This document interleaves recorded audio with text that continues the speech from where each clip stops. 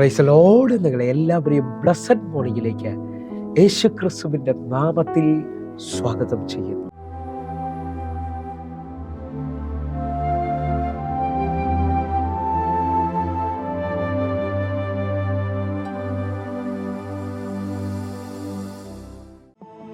എന്നെ അൻപോട് സ്നേഹിപ്പാൻ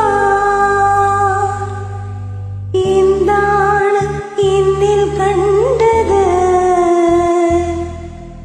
ചേറ്റിൽ കിടന്നതാമന്നേ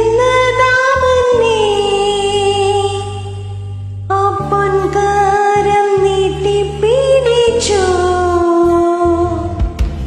എന്നെ അൻപോട് സ്നേഹിപ്പാൻ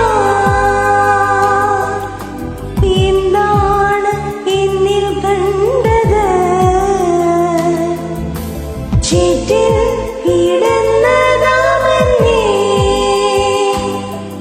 ആ പൊൻകരം നീട്ടിപ്പിടിച്ചോ. ഇത്രമേൽ സ്നേഹിച്ചിടുവാൻ യോഗ്യത എന്നിൽ കണ്ടുവോ? ഇത്രമേൽ മാനിച്ചിടുവാൻ യോഗ്യത എന്നിൽ കണ്ടുവോ? ഇത്രമേൽ സ്നേഹിച്ചിടുവാൻ യോഗ്യത എന്നിൽ കണ്ടുവോ?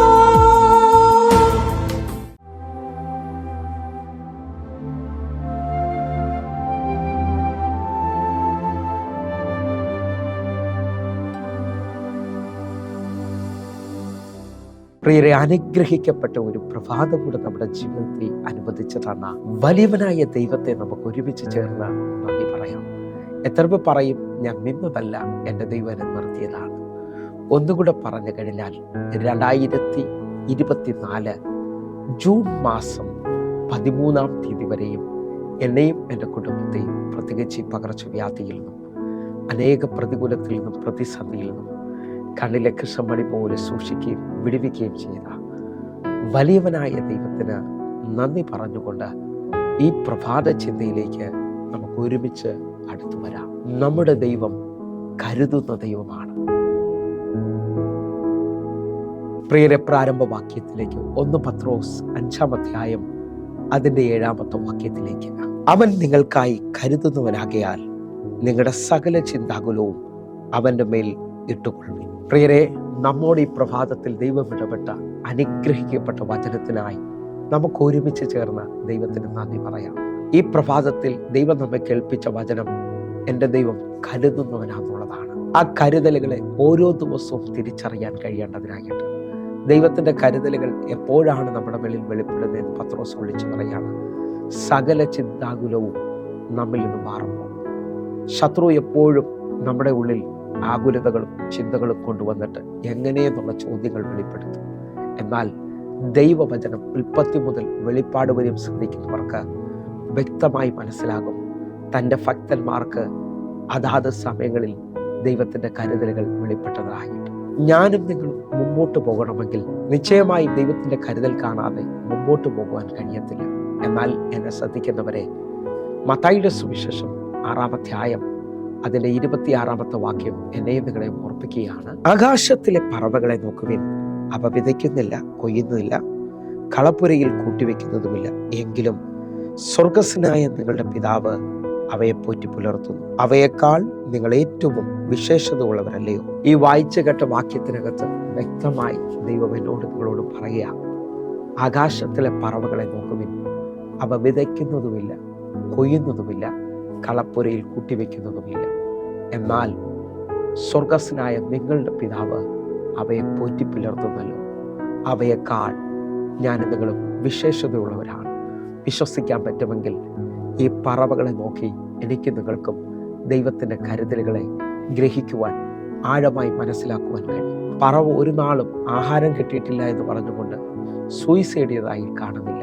എന്നെ കേൾക്കുന്നവരെ, ഇന്ന് ഞാൻ നിങ്ങൾ ഈ പ്രഭാതത്തിൽ തിരിച്ചറിഞ്ഞാട്ടെ, വ്യക്തമായി വാഗൊണ്ട് പറയാൻ പറ്റുമെങ്കിൽ പറഞ്ഞാട്ടെ, എൻ്റെ ദൈവം കരയുന്ന കാക്ക കുഞ്ഞുങ്ങൾക്ക് അതാതിൻ്റെ ആഹാരം കൊടുക്കുന്നവനാണ്. എൻ്റെ ദൈവം എനിക്ക് വേണ്ടി കരുതുന്നവനാണ്.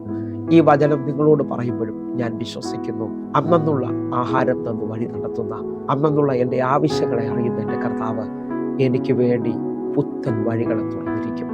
നിങ്ങൾ വിശ്വസിക്കുന്നവരാണെങ്കിൽ ആ കരുതലുകൾ, ഈ മണിക്കൂറുകൾ നിങ്ങൾ അറിയാൻ പോകുകയാണ്.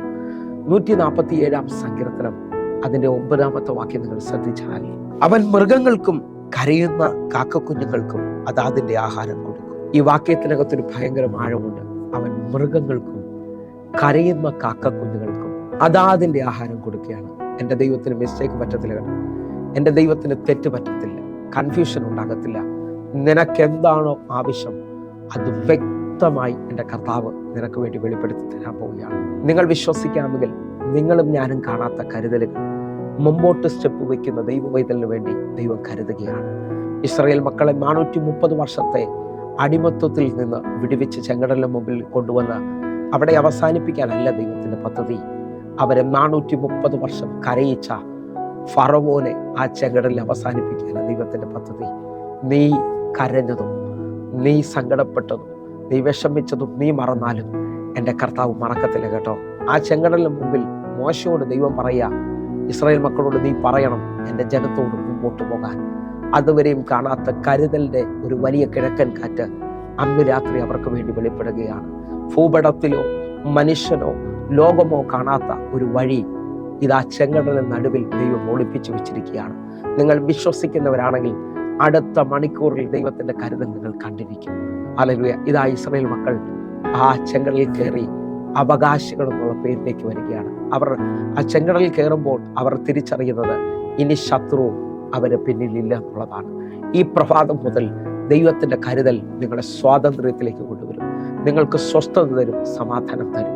അതേപോലെ പുറപ്പാട് പുസ്തകം 15 അധ്യായം എന്ന് പറഞ്ഞാൽ ചെങ്കടൽ തുറക്കുന്നത് 14 അധ്യായത്തിലാണെങ്കിൽ 15ന്റെ 22 വാക്യം മുതൽ 3 ദിവസം ഇസ്രായേൽ മക്കൾ വെള്ളം കിട്ടാതെ ശൂർ മരുഭൂമിയിലൂടെ ദാഹിച്ച് ഇതാ അവർ മാറയിലെത്തുകയാണ്. ആ മാറയിലെത്തുമ്പോൾ മാറയിലെ വെള്ളം കുടിക്കാൻ കഴിയത്തില്ല, കൈപ്പാണ്. ആ ജനം കരുതൽ കാണാതെ പിറുപിറുക്കുകയും ഭാരപ്പെടുകയും ചെയ്യുകയാണ്. എന്നാൽ അവിടുത്തെ 24 വാക്യം ഞാൻ നിങ്ങളെ ശ്രദ്ധിച്ചാട്ടെ. അപ്പോൾ ജനം ഞങ്ങൾ എന്തു കുടിക്കും എന്ന് പറഞ്ഞ് മോശയ്ക്ക് നേരെ പിറുപിറുത്തു. 25 വാക്യം, അവൻ യഹോവയോട് അപേക്ഷിച്ചു. യഹോവ അവനൊരു വൃക്ഷം കാണിച്ചു കൊടുത്തു. അവൻ അത് വെള്ളത്തിൽ ഇട്ടപ്പോൾ വെള്ളം മധുരമായി തീർന്നു. നിങ്ങൾക്ക് എത്ര പേർക്ക് ഉറപ്പിച്ച ദൈവത്തോട് നന്ദി പറയാൻ പറ്റും? എൻ്റെ കർത്താവ് നിന്റെ നിലവിളിയിൽ, നിന്റെ വിഷമത്തിനകത്ത് നീ കാണാത്ത വലിയ കരുതലുകൾ ഒളിപ്പിച്ചു വെച്ചിരിക്കുകയാണ്. ഇസ്രായേൽ മക്കൾ ഒരിക്കലും പ്രതീക്ഷിച്ചില്ല അങ്ങനൊരു വൃക്ഷം ദൈവം അവിടെ ഒരുക്കിയിട്ടുണ്ടെന്നുള്ളത്. ഹല്ലേലൂയ. ആ ദേശത്തിലെ ആർക്കും മനസ്സിലായിട്ടില്ല ആ വൃക്ഷം ആ വെള്ളത്തിൽ വീണാൽ ആ വെള്ളം മധുരമാകുമെന്നുള്ളത്. എന്നാൽ തൻ്റെ ജനം അവിടെ വന്നപ്പോൾ ഇതുവരെയും കാണാത്ത കരുതലുകൾ ദൈവം തുറക്കുകയാണ്. ഞാൻ ആത്മാവിൽ നിങ്ങളെ നോക്കി പ്രവചിക്കുകയാണ്, ഇതുവരെയും മറ്റാർക്കും വെളിപ്പെടാത്തതുപോലെ നിങ്ങൾക്ക് വേണ്ടി ഈ പകൽ ചില കരുതലുകൾ വെളിപ്പെടും. ഇതേപോലെ ഇസ്രായേൽ മക്കൾക്ക് കരുതിയതുപോലെ നിങ്ങളുടെ കണ്ണിൽ മറവായത് ചിലത് വെളിപ്പെടും. വിശ്വസിക്കുന്നതിനുണ്ടെങ്കിൽ നമ്മുടെ ദൈവം കരുതുന്നവനാ. നമുക്ക് കണ്ണുകൾ അടയ്ക്കാൻ പ്രാർത്ഥിക്കാം. ഞങ്ങളെ സ്നേഹിക്കുന്ന ഞങ്ങളുടെ നല്ല കർത്താവെ, പൂർണ്ണ ഹൃദയത്തോടെ ഞങ്ങൾ ഒരുമിച്ച് ചേർന്ന് ഞങ്ങളുടെ മക്കൾക്ക് വേണ്ടി പ്രാർത്ഥിക്കുന്നു. കണ്ണുനീരിൻ്റെയും കയ്പിൻ്റെ അനുഭവങ്ങൾ മാറട്ടെ. ഇവർ നന്മയും മധുരവും അനുഭവിക്കട്ടെ. യഹോവ തേനിനേക്കാൾ മധുരമെന്ന് ഇവർ രുചിച്ചറിയട്ടെ. യേശുവിൻ്റെ നാമത്തിൽ ഞങ്ങൾ ഒരുമിച്ച് പ്രാർത്ഥിക്കുന്നു. ഒരു ദൈവ പ്രവൃത്തി ഇപ്പോൾ ഇവരുടെ മേളിൽ വെളിപ്പെടട്ടെ. യേശുവിൻ നാമത്തെ ഞാൻ പ്രാർത്ഥിക്കുന്നു. സ്വർഗത്തിലെ ദൈവം ഇവർക്ക് വേണ്ടി അത് ചെയ്തതിനായി നന്ദി. ആമേൻ, ആമേൻ, ആമേൻ. പ്രിയരേ, ഈ ബ്ലെസ്സഡ് മോർണിംഗ് നിങ്ങൾക്ക് അനുഗ്രഹമാകുന്നു എങ്കിൽ എന്നെ കേൾക്കുന്ന, എന്നെ കാണുന്ന ഓരോ ദൈവമക്കളും നമ്മുടെ യൂട്യൂബ് ചാനൽ സബ്സ്ക്രൈബ് ചെയ്യും, ഫേസ്ബുക്കിലേക്ക് നിങ്ങൾ ജോയിൻ ചെയ്യുകയും ചെയ്യണമെന്ന് ഓർപ്പിക്കുന്നു. അതേപോലെ തന്നെ എല്ലാ ദിവസവും ഇന്ത്യൻ സമയം വൈകിട്ട് 6 മണിക്ക് നമുക്ക് സൂമിൽ ആരാധന നടത്തുന്നു. അനേകായിരങ്ങൾക്ക് അത് കൂടുതലായി തീർന്നിട്ടുണ്ട്. നിങ്ങളെ ക്ഷണിക്കുന്നു. നിങ്ങൾ കടന്നു വന്നാട്ടെ. God bless you. ആമേൻ.